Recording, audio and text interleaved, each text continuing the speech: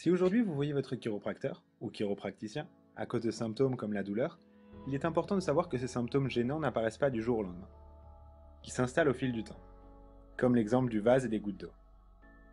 Des centaines de gouttes d'eau s'accumulent au fil du temps, mais lorsque la dernière goutte tombe, le vase déborde.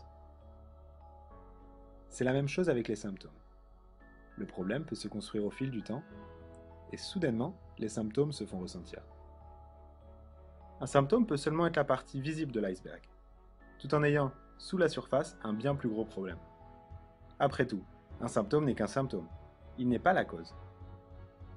Les symptômes sont un peu comme l'alarme d'incendie qui se déclenche, pour vous avertir qu'il y a un problème. L'alarme incendie n'est pas un problème, mais le feu en est un. Donc n'arrêtez pas l'alarme en ignorant le problème. Allez chercher la cause et éteignez le feu. Pour qu'un chiropracteur vous aide, cela peut prendre un certain nombre de visites. Plus votre problème a eu de temps pour se construire, plus il faudra du temps pour le résoudre.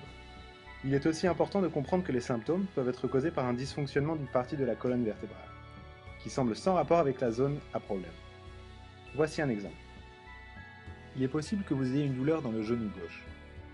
Il est difficile d'imaginer que cette douleur puisse être liée à votre colonne vertébrale.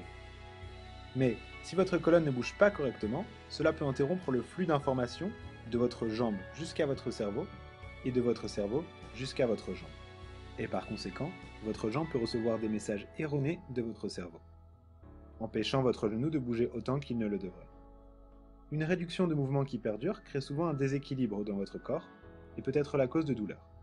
Souvenez-vous que votre corps est un grand réseau où tout est connecté.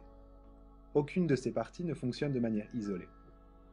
L'objectif des soins chiropractiques est de rétablir une communication saine dans tout votre corps et de conserver cette bonne communication dans le temps, menant à un meilleur fonctionnement, à moins d'accidents et à une meilleure santé.